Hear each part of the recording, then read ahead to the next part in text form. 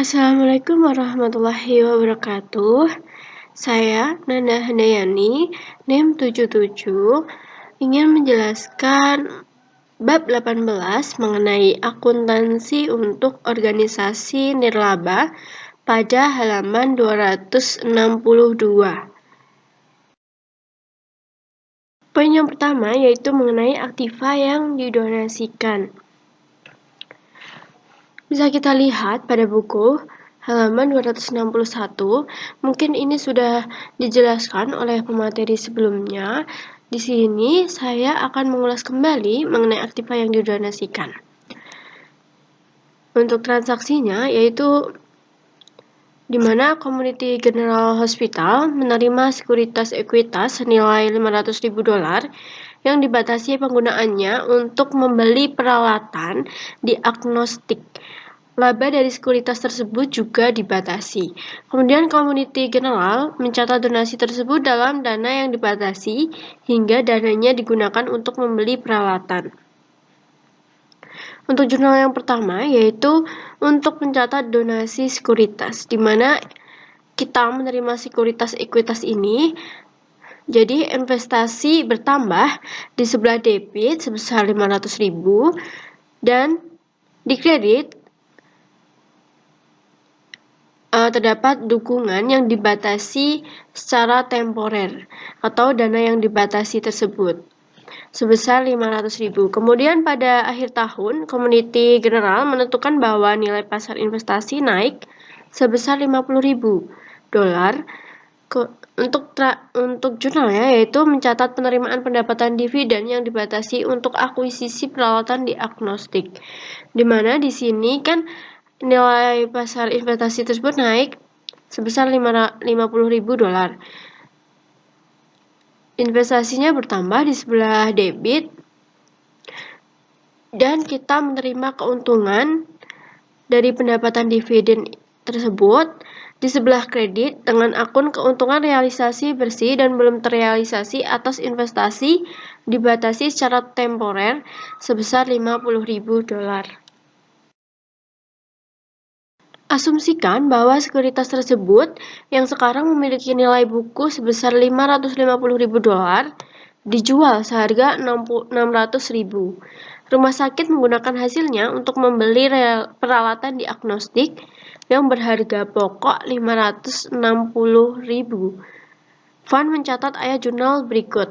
Jurnal yang pertama yaitu untuk mencatat penjualan sekuritas, di mana kita menerima kasnya bertambah di sebelah debit sebesar $600.000. Kemudian kita menjual sekuritas tersebut, investasinya berkurang sebesar di sebelah kredit sebesar $550.000 dan kita mendapatkan keuntungan atas penjualan investasi tersebut di sebelah kredit pada akun dukungan yang dibatasi secara temporer keuntungan atas penjualan investasi sebesar $50.000. Untuk jurnal yang ketiga yaitu untuk mencatat pembelian peralatan diagnostik, di mana kita mengeluarkan kasnya berkurang di sebelah kredit dan debit, dan peralatan bertambah, kita membeli peralatan, kemudian peralatannya bertambah di sebelah debit sebesar sama-sama $560.000. Kemudian yang ketiga yaitu mencatat reklasifikasi aktiva bersih di mana pembatasan temporer dipenuhi. Akun yang di sebelah debit yaitu aktiva bersih yang dibatasi secara temporer, reklasifikasi keluar, dan kreditnya yaitu aktiva bersih yang tidak dibatasi, reklasifikasi masuk sebesar $560.000. Untuk poin yang kedua yaitu mengenai beban operasi, di mana transaksi yang akan saya jelaskan yaitu rumah sakit mencatat beban operasi atas dasar akrual dan biasanya menetapkan kategori fungsional untuk jasa perawatan, medis dan operasi, perawatan intensif kamar bayi, ruang operasi. Kemudian ada jasa profesional lainnya yang di dalamnya ada laboratorium, radiologi, anestesiologi, dan farmasi. Kemudian ada jasa umum yang di dalamnya terdapat kebersihan, pemeliharaan, dan pencucian pakaian. Kemudian ada jasa fiskal, di mana ada akuntansi, pendaftaran kredit, dan penagihan pemrosesan data. Kemudian ada jasa administrasi, di dalamnya yaitu ada personalia, pembelian, asuransi, dan dewan pengurus. Kemudian terdapat bunga dan provisi penyusutan. Kemudian rumah sakit membayar gaji dan upah dialokasikan ke kategori fungsional sebagai berikut. Jasa perawat yaitu sebesar $355.000, jasa profesional lainnya $115.000, jasa umum $170.000, jasa fiskal $112.000, dan jasa administratif $120.000. Untuk jurnal yang pertama yaitu untuk mencatat penggajian akrual, di mana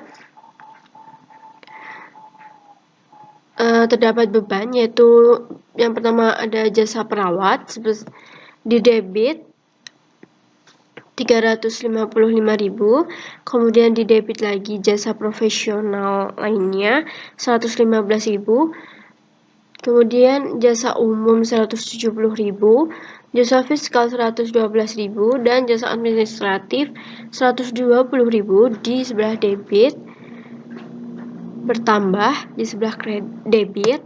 Kemudian untuk mencatat penggajiannya, kita utang, upah, dan gaji bertambah di sebelah kredit sebesar $872.000. Selanjutnya yaitu rumah sakit membeli bahan dan perlengkapan seharga $130.000. Penggunaan perlengkapan menurut kategori fungsional utama selama tahun tersebut adalah sebagai berikut. Jasa perawatan $50.000, jasa profesional lainnya $40.000, jasa umum $20.000, jasa fiskal $5.000, dan jasa administratif $8.000. Kemudian untuk jurnalnya yang pertama yaitu untuk mencatat pembelian perlengkapan, di mana ketika kita membeli bahan dan perlengkapan, kas atau utang usaha kita bertambah. Kas akan berkurang, dan ketika kita melakukan pembelian secara kredit, utang usaha akan bertambah di sebelah kredit dan atau kas berkurang di sebelah kredit. Kemudian untuk persediaan bahan dan perlengkapannya akan bertambah di sebelah debit sebesar sama-sama $130.000.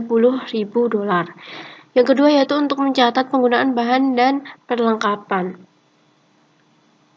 Yang akan dibebankan yaitu beban-beban akan bertambah di sebelah debit, yaitu ada beban jasa perawatan sebesar $50.000, beban jasa profesional lainnya sebesar $40.000, beban jasa umum sebesar $20.000, beban jasa fiskal sebesar $5.000, dan beban jasa administrasi sebesar $8.000 di sebelah debit. Kemudian persediaan bahan dan perlengkapan tersebut berkurang.